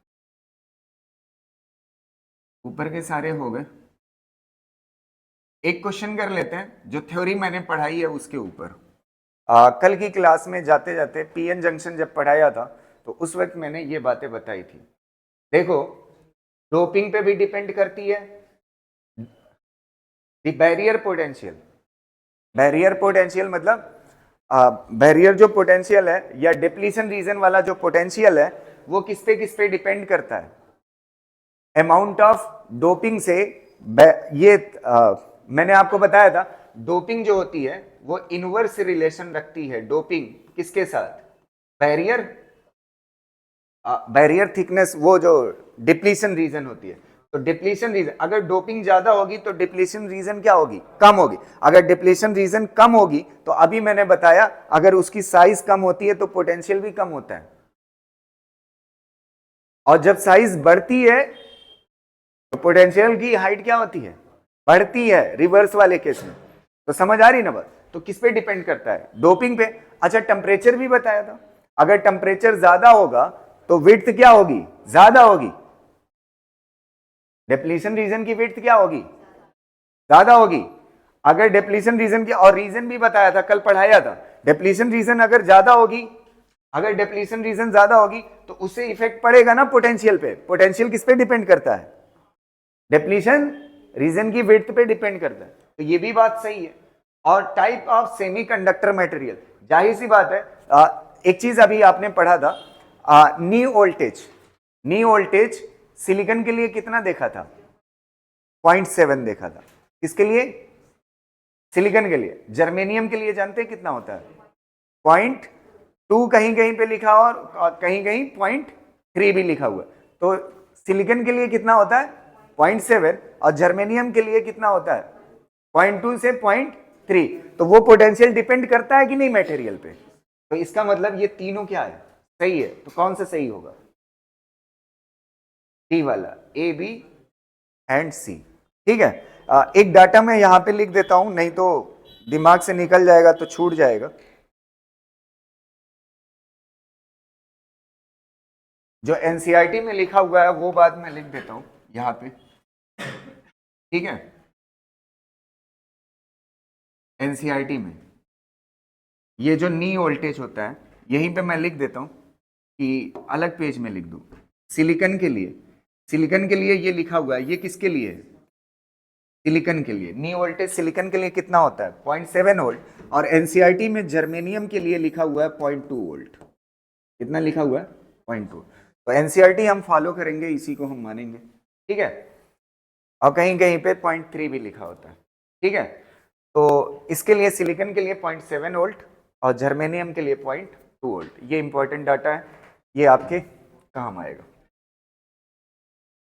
ठीक है, क्लियर रहेगा? एक बार और उस बात को दोहरा लीजिए। फॉरवर्ड बायसिंग में रेजिस्टेंस क्या होता है? बहुत कम होता है। और रिवर्स बायसिंग में रेजिस्टेंस क्या होता है? बहुत ज्यादा होता है। ठीक है। क्योंकि अब हम चल रहे हैं एक चीज समझने, और वहां पे जा करके थोड़ा सा आपको अगर चीजें समझ जाओगे तो अच्छा लगे। एक दो क्वेश्चन और कर लेते हैं। ठीक है, एक दो क्वेश्चन और कर लेते हैं। ये बताइए कौन सा सही होगा? The increase in width of depletion region in PN junction diode is due to। ये width इंक्रीज करती है, क्यों, किसमें करती है? Reverse bias. एकदम आसान सा क्वेश्चन, समझ आई बात? एक क्वेश्चन और करते हैं, ये वाला बताइए। The electron concentration in N type semiconductor is the same as, ये तो मैं करा चुका हूं, ये मैं करा चुका हूं क्लास में। क्या चीज बताओ, आंसर बताओ। कल कराया था electron concentration in N type semiconductor, और किसमें, पी टाइप में। एन टाइप में क्या मेजॉरिटी होते हैं, इलेक्ट्रॉन, और पी टाइप में क्या होते हैं, होल होते हैं। अगर सेम एक्सटर्नल फील्ड दोनों को दी जाए तो किसमें करंट ज्यादा होगी, किसमें करंट, मैंने कल बताया था इलेक्ट्रॉन के पास ज्यादा होगी क्योंकि वो फ्री होता है एन टाइप में, जिसमें एन टाइप किसे कहते हैं, जिसमें मेजॉरिटी क्या होता है, इलेक्ट्रॉन। तो इलेक्ट्रॉन जो होता है वो फ्री होता है, वो कंडक्शन बैंड में होता है, तो वो बड़ी आसानी से चल लेगा। और होल्स कहां पे होते हैं, वैलेंस बैंड, और वैलेंस बैंड में होल्स कब चलते हैं, बॉन्डेड इलेक्ट्रॉन जब टूटते हैं, जब उस गैप को भरते हैं, तो बॉन्डेड इलेक्ट्रॉन को चलना क्या है, डिफिकल्ट है। तो सही कौन सा होगा, सी ऑप्शन क्या है, current in N type is greater than current in P type. उस दिन बोर्ड पे भी मैंने लिखी थी ये बात पढ़ाते वक्त, ठीक है। यहां तक क्लियर है ना, कर ले जाओगे। चलो देखते हैं एक आध क्वेश्चन और थ्योरी का, उसको भी निपटा देते हैं। ये भी बहुत हल्का सा है, बताइएगा। अब देखिए, एक मिनट चेक कर लेते हैं इसको। When PN junction diode is किस कंडीशन में, फॉरवर्ड बायस। तो अगर फॉरवर्ड बायस्ड होता है तो डिप्लीशन रीजन भी क्या होती है, घटती है, और बैरियर पोटेंशियल भी क्या हो जाता है, कम हो जाता है। तो बोथ डिप्लीशन रीजन और बैरियर हाइट आर रिड्यूस्ड। तो ये पहला क्या हो जाएगा, सही हो जाएगा। और दूसरा वाले में क्या हो रहा है, बैरियर हाइट क्या हो जा रही है, इंक्रीज, ये क्या हो जाएगा, गलत, फॉरवर्ड बायसिंग में कम होती है। और तीसरा डिप्लीशन, यहां पे पी कर लेना, डिप्लीशन रीजन इज वाइडेड, बढ़ जाती है, ये भी क्या है, गलत है। फॉरवर्ड बायस में क्या होती है, डिप्लीशन रीजन कम होती है। और last, the depletion reason is reduced and barrier height increase, ये भी क्या है, गलत है। कौन सा सही है, पहला वाला। क्लियर रहेगा ना सबको। चलो आगे कोई थ्योरेटिकल क्वेश्चन बचा हुआ है, एक और बचा हुआ है, इसको भी कर लेता है। देखो बोलो कौन सा सही होगा। In forward biasing of PN junction, forward biasing है, the positive terminal of battery is connected to N side, पहले गलत, एन साइड ना, पॉजिटिव टर्मिनल किससे, फॉरवर्ड बायसिंग में पी से। The positive terminal of the, ये भी क्या है, गलत है। The positive terminal of the battery is connected to P side and the depletion region becomes thin, forward biasing में यही होता है। ये बात क्या है, सही, क्लियर रहेगा। लास्ट भी पढ़ लीजिए, the positive terminal of the battery is P side and the depletion reason thick हो जाती है, नहीं थिन हो जाती है, ये बात क्या है, गलत। ये क्लियर रहेगा।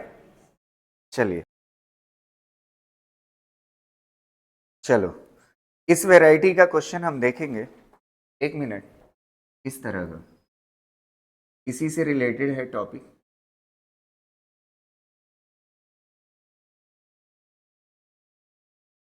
देखो इसमें क्या होता है, ये डायोड है इस तरह से कनेक्टेड, और यहाँ पे क्या है, एक बैटरी है, ठीक, और यहाँ पे एक लगा हुआ है रजिस्टर, क्या लगा हुआ है, रजिस्टर लगा हुआ है आर, ठीक। अब आप देखिएगा एक चीज आप समझ लीजिए, रुक जाइए, दो सर्किट आप समझिए, ये बैटरी का पॉजिटिव टर्मिनल है और ये नेगेटिव टर्मिनल है, यहाँ पे P है और यहाँ पे क्या है, N।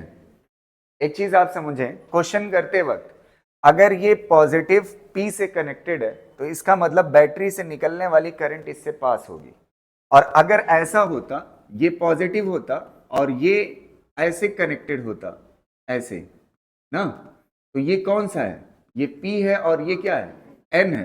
तो पॉजिटिव से कौन कनेक्टेड है, N, तो ये क्या कहलाएगा, रिवर्स। तो रिवर्स में माइक्रो करंट होती है, तो इस करंट को लगभग क्या मान लिया जाता है, जीरो। इसका मतलब ये डायोड काम नहीं कर रहा है।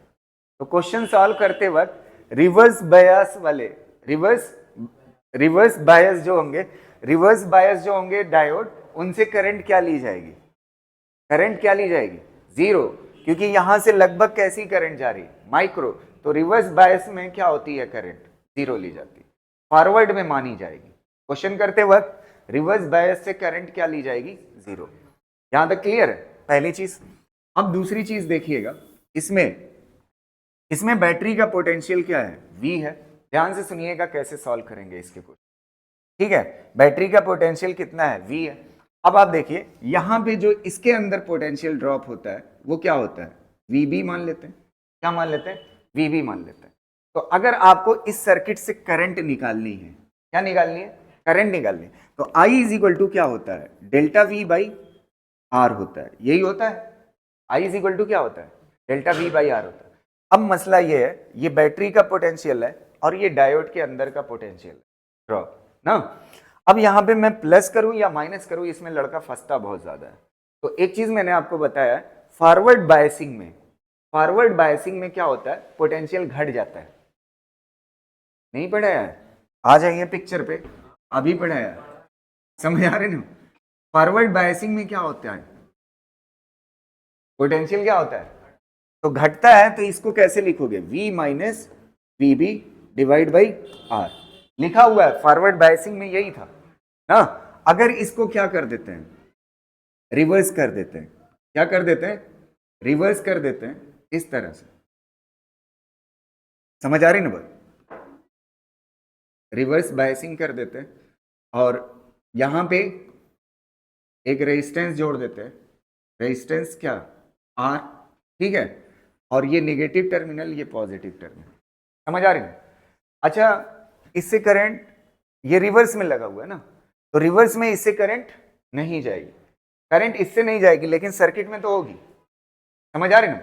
तो यहां से अगर करंट निकालना है तो एक चीज आप समझिए, इसमें कैसे निकालोगे, I इज इक्वल टू, अगर इसका पोटेंशियल VB है और इसका पोटेंशियल कितना है, V है, कितना आएगा, ओए रुक जाओ, इसमें क्या हो जाएगा, रिवर्स में जब लगाओ डायोड, कैसा लगाओ, रिवर्स में, तो ये वाला पोटेंशियल और ये वाला पोटेंशियल क्या हो जाएगा, ऐड हो जाता है। रिवर्स में पोटेंशियल क्या हो जाता है, बढ़ जाता है। तो ये क्या होगा, V plus VB divide by क्या होगा, R होगा। क्लियर रहेगा ना। ये दो बातें आप याद रखिएगा, ये फार्मूला आप एक बार देख लीजिए बढ़िया से, ठीक है।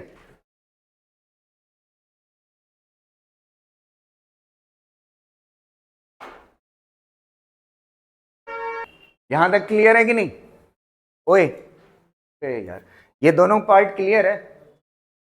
फॉरवर्ड में क्या होगा, डायोड का पोटेंशियल बैटरी का पोटेंशियल क्या हो जाएगा, माइनस हो जाएगा, और इसमें क्या हो जाता है, प्लस हो जाता है, इसीलिए वहां पे मैंने पढ़ाया था, समझ आ रहा। अब इससे आपकी गलती नहीं होगी, समझ आ रहा है। अब देखो एक चीज और, एक काम करते हैं, एक मिनट रुको, रुक जाओ। अगर यहां पे देखो, ये डायोड अगर आइडियल नहीं है, अगर ये आइडियल नहीं है, तो इसके पास क्या होगा, रेजिस्टेंस होगा, क्या होगा, रेजिस्टेंस होगा। तो इसके पास अगर रेजिस्टेंस होगा, ये मान लेते हैं R किसका है, B इसका है ना, रेजिस्टेंस इसका है। तो अगर इसके पास रेजिस्टेंस होगा तो यहां पे क्या जुड़ेगा, क्या लिखा जाएगा, RB लिखा जाएगा। नहीं समझ है, हमें I इज इक्वल टू क्या होता है, डेल्टा V बाई R नहीं होता, R इक्विवेलेंट होता है। तो सर्किट में दो रेजिस्टेंस हो गए ना, इससे पहले इसमें रेजिस्टेंस नहीं था। तो अब यहां से समझ आता है कि इससे पहले रेजिस्टेंस नहीं लिया था ना, तो सिर्फ क्या लिखा था, कैपिटल है। रेजिस्टेंस क्यों नहीं लिया था, क्योंकि हम ये मान के चल रहे थे डायोड कैसा है, आइडियल है ना। तो आइडियल डायोड, आइडियल डायोड, और किस कंडीशन में लगाओ, फॉरवर्ड, किसमें लगाओ, फॉरवर्ड बायस्ड हो, कैसा हो, फॉरवर्ड बायस्ड हो। तो उस वक्त रेजिस्टेंस जो डायोड का होता है वो कितना लिया जाता है, जीरो। और अगर आइडियल डायोड हो, आइडियल डायोड हो, आइडियल डायोड हो और किसमें लगा हो, रिवर्स बायस्ड हो, कैसा हो, रिवर्स बायस्ड हो। अगर रिवर्स बायस्ड हो तो उस वक्त आरबी कितना हो जाएगा, इनफाइनाइट हो जाएगा। इससे करंट नहीं बह रही, इसका मतलब क्या है, रिवर्स बायसिंग में करंट बहती है, करंट क्यों नहीं बहती, क्योंकि रेजिस्टेंस क्या होता है, इनफाइनाइट हो जाए आइडियल के लिए। ऐसे भी बताया रिवर्स में रेजिस्टेंस क्या होता है, बहुत ज्यादा, और फॉरवर्ड में रेजिस्टेंस क्या होता है, बहुत कम। अगर आइडियल हो जाएगा तो बहुत कम मतलब जीरो, और बहुत ज्यादा मतलब इनफाइनाइट। क्लियर रहेगा? ये तीन चीजें आपको याद रखनी। क्लियर रहेगा ना? चलिए इसको कॉपी कर लीजिए, फिर क्वेश्चन करते हैं। ठीक है,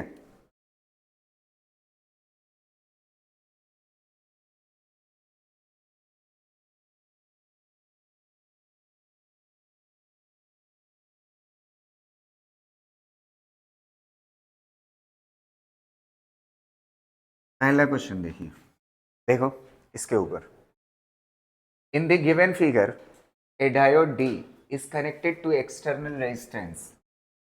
ये एक्सटर्नल रेजिस्टेंस है, कितने का है, 100 ओम का। ठीक है, एंड ईएमएफ, ईएमएफ मतलब समझ जाना बैटरी का दिया हुआ है। ईएमएफ मतलब क्या समझ जाना, बैटरी का दिया हुआ है। If the barrier potential developed across the diode is 0.5 volt, इसके पास जो बैरियर पोटेंशियल डेवलप्ड होता है उसका नाम क्या है, वीबी, और कितने के बराबर है, 0.5 वोल्ट के।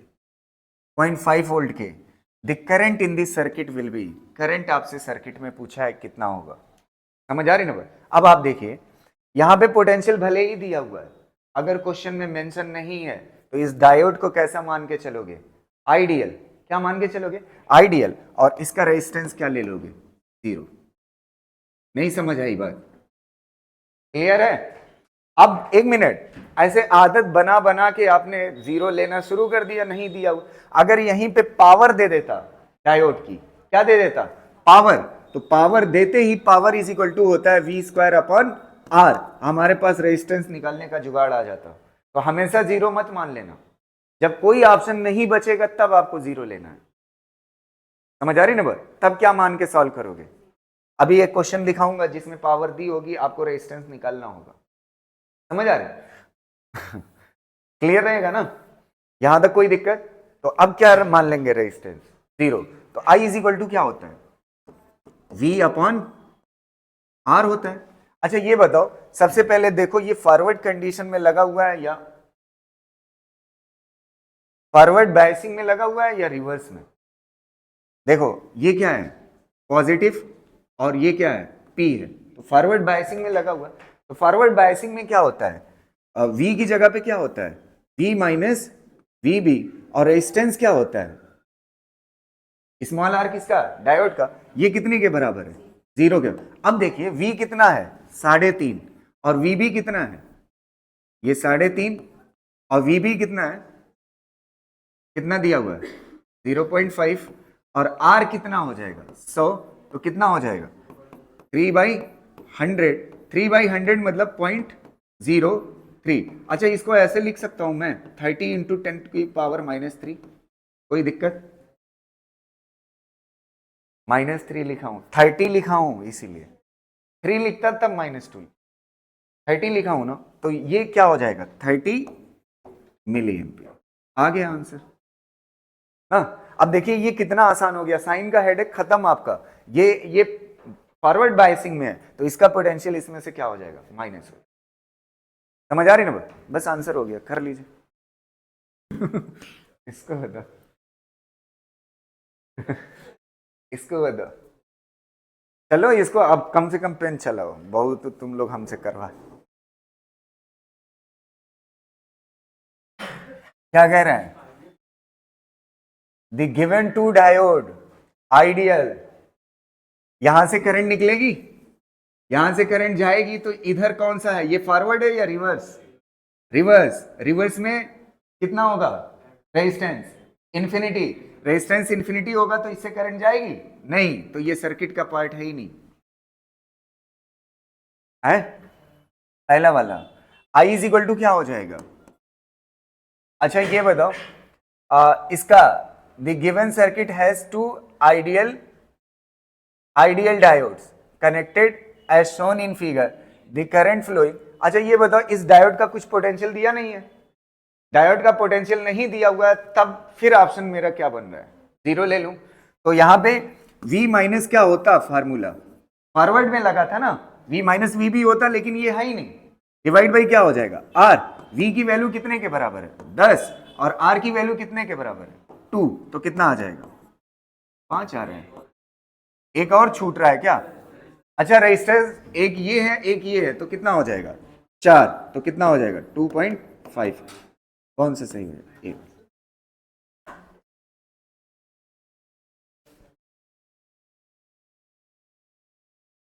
हो गया, समझ गए ना। चलो अगला, इस वाले को बताओ।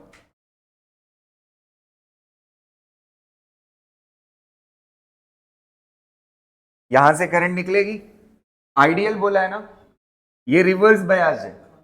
रिवर्स बयास की रेजिस्टेंस कितना होगा, इनफाइनाइट, तो इधर से करंट जाएगी नहीं, बचा ये वाला, इसका फिर नहीं दिया हुआ है, तो पोटेंशियल कितना ले लोगे, 0। तो I इज इक्वल टू क्या हो जाएगा, V अपॉन R। V कितना है 5, R कितना है 10, कितना हो जाएगा 1/2 एम्पीयर ना। बस इतना आ जाएगा, कर ले जाओगे। अगला क्वेश्चन करें, चलो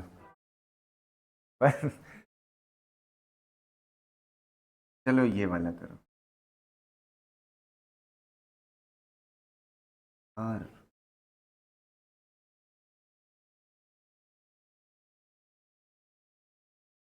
a diode used in the circuit shown in the figure has constant voltage drop 0.5 volt। इस बार डायोड का वोल्टेज ड्रॉप दिया हुआ है कितना, 0.5 वोल्ट। अब देखो एट ऑल करेंट्स, अच्छा एक काम और मैं आपको बताऊं, जैसे यहां पे डायोड का अगर नहीं दिया होता है तो कितना ले लेते हैं, नहीं दिया होता है तो कितना ले लेते हैं, 0। अगर यहीं पे इस क्वेश्चन में नहीं दिया के साथ लिख दे सिलिकॉन से बना हुआ डायोड है, तो सिलिकॉन वाला बताया हूं और जर्मेनियम वाला उसके हिसाब से लोगे तब, समझ आ रहे। 0 लेने का आदत मत डाल लेना, पता चला वहां पे सिलिकॉन लिखा हुआ है, समझ आ रही ना। चलो अब इसको करते हैं, at all current and the maximum power. देखिए दिया ना पावर दिया कि नहीं, पावर कितना दिया हुआ है, पावर कितना दिया हुआ, 100 मिली वाट ना, 100 milliwatt. What should be the value of resistance R, इसकी वैल्यू आपसे पूछ रहा है, R connected in series with the diode for obtaining maximum current, इससे मैक्सिमम करंट बहे उसके लिए ये R की वैल्यू बताइए। है सबसे पहले आपको क्या निकालना पड़ेगा, एक मिनट सुनना, इसका क्या निकालना पड़ेगा, ये क्वेश्चन जबरदस्त है, इसका क्या निकालना पड़ेगा, रेजिस्टेंस निकालना पड़ेगा। क्या निकालना पड़ेगा, इसका रेजिस्टेंस कह रहा है बैटरी से मैक्सिमम करंट लेने के लिए इसका रेजिस्टेंस क्या होना चाहिए, पहले इसका तो निकाल लें, इसका निकालिए, फिर आपको ऑप्शन दिखेगा क्या करना है आगे। पावर इज इक्वल टू क्या होता है, V²/R होता है, तो सबसे पहले R इज इक्वल टू क्या हो जाएगा, V² divide by P। V की वैल्यू कितना है 0.5 का स्क्वायर डिवाइड बाई पावर कितना दी हुई है 100 मिली, मतलब 10 की पावर -3। अच्छा ये बताओ कितना हो जाएगा 0.25, और नीचे कितना हो जाएगा 100, कितना बचेगा 10 की पावर -1, कितना हो जाएगा 2.5 ओम। ये हो गया R ना, R कितना आया 2.5 ओम, यहां तक क्लियर है। अच्छा अगर R आ सकता है, क्या आ सकता है, R आ सकता है, और यहां पे पोटेंशियल पता है, तो मैं करंट निकाल सकता हूं, क्या निकाल सकता हूं, करंट इज इक्वल टू क्या होती है V/R। V कितना दिया हुआ है 0.5, और R कितना दिया हुआ है 2.5, पॉइंट हट जाएगा तो कितना बचेगा 5 1 जा 5 5 जा 1/5 ना, तो ये क्या हो गई करंट, नहीं समझ में आया। I is equal to V/R, यहां पे V पता है और क्या पता है, इसका रेजिस्टेंस पता है, V/R कर दो आ जाएगा करंट, तो करंट इस सर्किट से आने वाली पता चल गई। अच्छा एक बात मैंने आपको बताया है, अगर आपको याद हो इलेक्ट्रिसिटी का कॉन्सेप्ट, ध्यान से सुनना, मैंने आपको बताया, अच्छा यही करंट जो निकली है कितना आ रही है, I is equal to 0.2 ampere ना, ये जो करंट है यही दोनों से पास हो रही, मुझे इसका रेजिस्टेंस चाहिए। मैंने आपको बताया था अगर आपको बैटरी का पोटेंशियल और बैटरी से निकलने वाली करंट पता हो तो सीधा आर इक्विवेलेंट निकल जाता है। क्या निकल जाता है?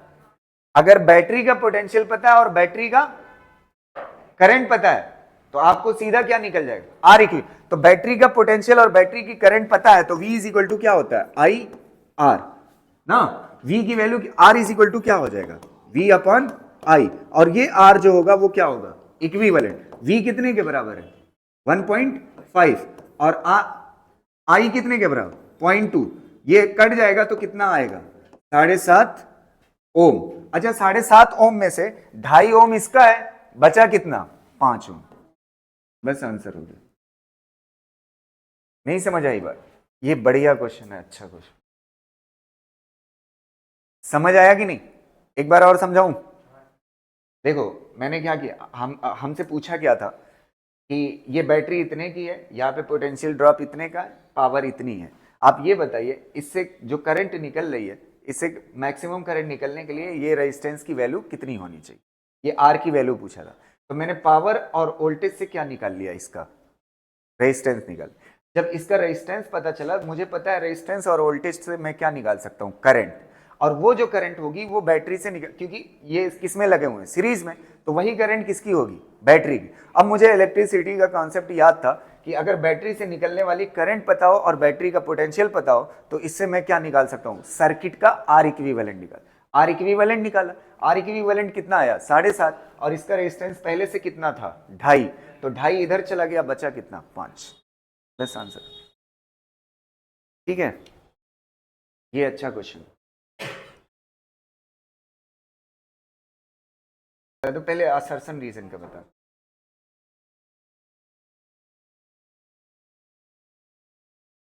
The value of current through PN junction diode shown in the figure will be 10 ampere. कह रहा है इससे जो करंट पास हो रही है वो कितने की हो रही है? 10 एम्पियर की। क्या ये बात सही है? चेक कर लेते हैं।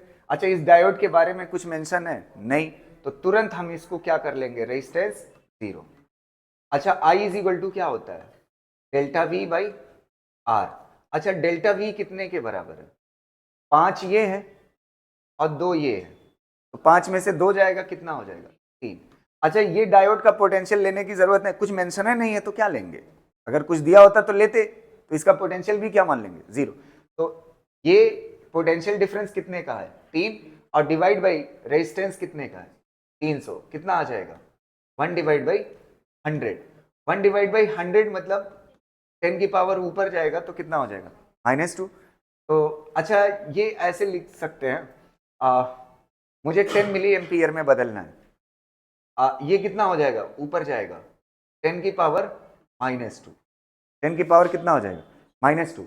अगर 10 की पावर -2 को ऐसे लिखूं तो अभी भी 10 की पावर -2 ही लिखा हुआ है ना। तो ये क्या हो जाएगा? 10 और इसकी जगह पे क्या हो जाएगा? Milli ampere.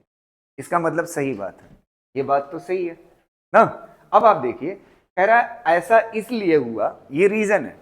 रीजन कह रहा है in figure P side is higher potential, P side is at higher potential than N side. तो ऐसा होने की वजह से इतनी करंट आ रही। ऐसा कुछ नहीं, इसको इधर कर दो तब भी आएगी।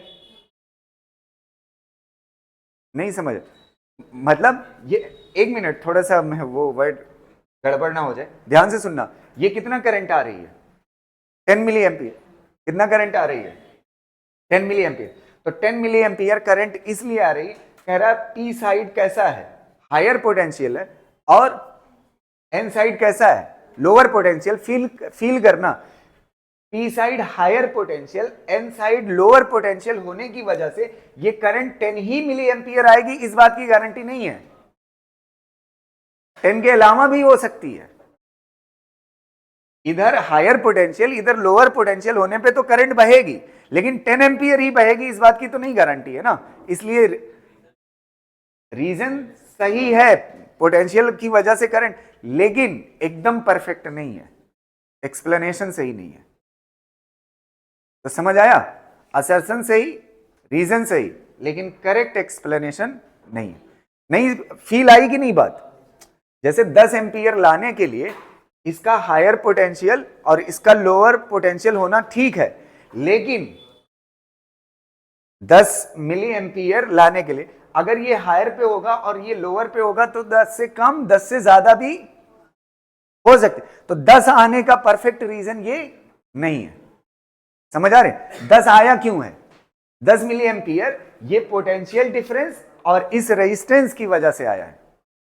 समझ आ रही ना बात? क्लियर रहेगा ना? तो कौन सा सही होगा? Both assertion and reason are correct but reason is not correct explanation for assertion. ठीक है, एक क्वेश्चन अच्छा सा कर लेते हैं, इसमें देखते हैं जितनी चीजें मैंने पढ़ाई है वो वसूल लेंगे। ये तगड़ा क्वेश्चन है, ठीक है, देखिएगा। इसके बाद दो छोटे छोटे क्वेश्चन करा के छोड़ देंगे। चलो ये वाला क्वेश्चन देखिएगा, कह रहा है जर्मेनियम एंड सिलिकॉन डायोड। अब देखिए germanium and silicon diode connected, germanium and silicon diode conduct at 0.3 volt and 0.7 volt respectively. एक मिनट सुनना, ये जर्मेनियम हो गया और ये सिलिकॉन हो गया ना। जर्मेनियम का पोटेंशियल कितना है? 0.3 वोल्ट, 0.3 वोल्ट, और सिलिकॉन का कितना है? 0.7 वोल्ट,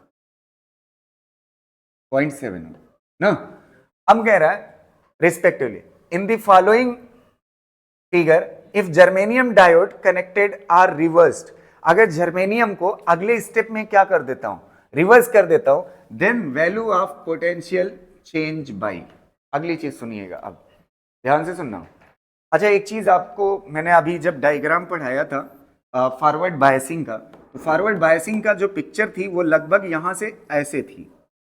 इसका मतलब आप समझिएगा, ये वाला वोल्टेज क्या कहलाएगा? नी वोल्टेज। क्या कहलाएगा? नी वोल्ट। अच्छा, सिलिकॉन के लिए ये वैल्यू कितना थी? 0.7 वोल्ट। और जर्मेनियम के लिए कितना? यहां पे क्वेश्चन में जो दी हुई कितना दी हुई? 0.3 वोल्ट। कितना दी हुई है? नी वोल्टेज। ये सिलिकॉन के लिए और ये किसके लिए? जर्मेनियम। अब आप मुझे बताइएगा ये दोनों किसमें लगे हुए हैं? पैरेलल में। किसमें लगे हुए हैं? एक मिनट रुक जाओ, ये किसमें लगे हुए हैं? पैरेलल में। अगर ये दोनों पैरेलल में लगे हुए, पैरेलल की एक खासियत होती है पोटेंशियल सेम होता है। पोटेंशियल क्या होता है? इसका तो डिफरेंस दिख रहा है ना। अब एक बात बताऊं, पैरेलल की खासियत इलेक्ट्रिसिटी वाली हमें भूली नहीं है, इसमें पोटेंशियल क्या होना चाहिए? सेम। अच्छा, एक खासियत देखिए यहां पे, चाहे सिलिकॉन हो चाहे जर्मेनियम हो, नी वोल्टेज के बाद आप चाहे जितना वोल्टेज बढ़ा लीजिए, वोल्टेज कोई बहुत ज्यादा चेंज नहीं होता, करंट बहुत ज्यादा चेंज हो रही है। नी वोल्टेज के आगे वोल्टेज लगभग कांस्टेंट मान सकते हो कि नहीं? मान सकते हो? तो अब ये बताओ, अगर जर्मेनियम का नी वोल्टेज कम है तो ये 0.3 वोल्ट पे इसका वोल्टेज अब चेंज, तो अगर इसका वोल्टेज चेंज नहीं होगा तो ये डिसाइड कर देगा सिलिकॉन का भी कितना रहेगा? कितना रहेगा? 0.3 ही रहेगा। नहीं समझ आई बात? डिसाइड कौन कर रहा है? जिसका कम है। अच्छा, पहले ये क्या हो जाएगा? पहले ये किस पे आ जाएगा? 0.3 वोल्ट पे। 0.3 वोल्ट पे ये करंट को क्या कर देगा? अलाउ ना। 0.3 वोल्ट पे ये करंट को क्या कर दिया है? अलाउ। अगर करंट को अलाउ कर दिया तो इसका पोटेंशियल कोई खास चेंज नहीं हो रहा। अगर इसका पोटेंशियल कोई खास चेंज नहीं हो रहा है तो इसका मतलब अब इसका पोटेंशियल क्या है? कांस्टेंट। तो इसके अकॉर्डिंग इनको भी ढलना पड़ेगा। समझ आ रहा है? तो इनका भी पोटेंशियल कितना हो गया? 0.3। अगर 0.3 होगा तो इससे करंट जाएगी। ये करंट कितने पे देगा? नी वोल्टेज कितना है? 0.7, और इसका कितना है? 0.3। तो ये काम का ही तो नहीं है। अगर ये काम का नहीं है, अब देखिए आपसे इसके V की वैल्यू पूछा है ना, V का चेंज पूछा है। अच्छा, बैटरी कितने पे है? 12। और ये किस में लगा हुआ है? ये किस में लगा हुआ है? फॉरवर्ड में ना। किस में लगा हुआ है? अच्छा, फॉरवर्ड में लगा हुआ है, तो इसको भूल जाइए। अब सर्किट देखिए, ये पूरी सर्किट ध्यान से सुनना। ऊपर क्या होता था जब आई निकालते थे? ऊपर क्या होता था? Delta V by R. मुझे ये जो V नॉट है और ये किससे कनेक्टेड है? ये किससे कनेक्टेड है? जीरो ना। तो अगर मुझे इसका पोटेंशियल डिफरेंस निकालना हो तो पोटेंशियल डिफरेंस कितने के बराबर होगा? इन्हीं के दोनों पोटेंशियल डिफरेंस के। नहीं समझ आ रहा है? ध्यान से देखो, ये कितने के, अच्छा फॉरवर्ड बायसिंग में जब लगा होता था ये पोटेंशियल कितने के बराबर होता, इसका पोटेंशियल क्या कहलाता था, वीबी, तो कितने के बराबर था, वी माइनस, आपको दिख नहीं रहा है, इसके अलावा सर्किट में है क्या, इन दोनों का जो पोटेंशियल डिफरेंस है वही इस बैटरी का और इसका है ना, नहीं समझ आ, तो वी नॉट कितने के बराबर होगा, पहले केस में वी नॉट कितने के बराबर होगा, ये कितने के बराबर है 12, और ये कितने के बराबर है 0.3, तो कितना आ जाएगा 11.7 ना। अब इसके बाद क्या किया अगले स्टेप में, यहां तक समझ आ गया, अगले स्टेप में इसको क्या कर दिया रिवर्स, क्या कर दिया रिवर्स, इसकी पिक्चर मैं बना देता हूं अगले पे, इसको क्या कर दिया रिवर्स, लास्ट क्वेश्चन है बस, ठीक है, इसको क्या कर दिया रिवर्स, और ये कौन सा है बताइए, जर्मेनियम, ये कौन सा है सिलिकॉन, ठीक, और ये किससे कनेक्टेड है 12 वोल्ट बैटरी से, और इधर क्या लगा हुआ है रेजिस्टर, और यहां पे क्या लगा हुआ है अर्थ, और यहां पे पोटेंशियल कितना है वी नॉट। अच्छा ये बताओ यहां पे पोटेंशियल कितने के बराबर 0, एक मिनट ध्यान से सुनना, ये वाला किस कंडीशन में है रिवर्स, करंट यहां से आएगी, ये कैसा है रिवर्स, रिवर्स से करंट नहीं जाती, अब पोटेंशियल बताइए, इसका कितना है 12 और सिलिकॉन का कितना है 0.7 वोल्ट। अच्छा अब पोटेंशियल डिफरेंस कितने के बराबर होगा, ये दोनों किसमें है फॉरवर्ड में, तो potential difference V naught is equal to कितना हो जाएगा 12 माइनस 0.7, कितना आ जाएगा 11.3। अब इन दो सिचुएशन में वी नॉट का, इस पहली सिचुएशन में कितना आंसर आया था वी नॉट का 11.7, और दूसरी सिचुएशन में कितना है, इनका डिफरेंस पूछा है कितना आएगा, 11.7 में से 11.3 घटाओगे बस आंसर हो गया, समझ आया, इसमें बहुत कुछ छिपा हुआ था सीखने के लिए, ठीक, क्लियर रहेगा, समझ गए, इसको कर लीजिए और इसको कर लीजिए, हो गया, एक जाते जाते थ्योरेटिकल क्वेश्चन करा है, 33 हुआ है 35 हो जाए, ठीक है।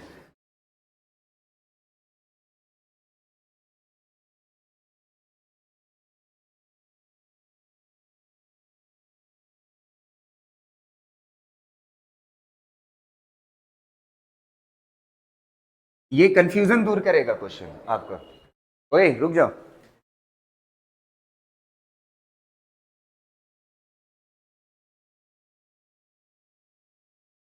Unbiased PN junction, unbiased PN junction है, तो होल डिफ्यूज करके क्या बनाता है डिफ्यूजन करंट, कल पढ़ाया था ना, होल जब डिफ्यूज करता है तो क्या बनाता है डिफ्यूजन करंट, अनबायस्ड मतलब बैटरी से कनेक्टेड नहीं है ना, तो दो करंट होती है, इधर क्या होती है डिफ्यूजन, और इधर क्या होती है ड्रिफ्ट, और कल बहुत अच्छे से बताया था डिफ्यूजन क्यों होती है करंट, डिफ्यूजन करंट क्यों होती है, कंसंट्रेशन डिफरेंस की वजह से, होल्स के कंसंट्रेशन के डिफरेंस की वजह से और ड्रिफ्ट क्यों ड्रिफ्ट क्यों होती है थर्मल एनर्जी की वजह से, इलेक्ट्रॉन और होल पेयर क्रिएट होता है थर्मल एनर्जी की वजह से, इस वजह, अब पढ़िए free electron in the N region attract them, कह रहा है ना ये जो एन रीजन में कौन है फ्री इलेक्ट्रॉन, वो क्या करते हैं होल्स को क्या करते हैं अट्रैक्ट करते हैं, इसलिए डिफ्यूजन करंट होती है, ये रीजन है, नहीं लग तो रहा है कि ये अट्रैक्ट कर रहा है, लेकिन होता किसकी वजह से कंसंट्रेशन डिफरेंस, तो ये बात क्या है गलत। अगला देखिए, अच्छा इसमें ऑल दी अबव भी दिया है तो आपको लग सकता है ये चीज सही। अगला, they move across the junction by the potential difference, potential difference तब क्रिएट होता है जब डिफ्यूजन शुरू होता है, डिफ्यूजन की वजह से होता है ना, जब डिफ्यूज होकर के इधर से इधर होल जाते हैं तभी तो डिप्लीशन रीजन बनती है, पहले क्या होता है डिफ्यूजन, तब जाके क्या आता है पोटेंशियल, पोटेंशियल की वजह से डिफ्यूजन नहीं होता। अगला देखिए, hole concentration in P region is more as compare to N region, ये बात क्या है सही है, ठीक है, ठीक है, आज की क्लास इतना है, थैंक यू है।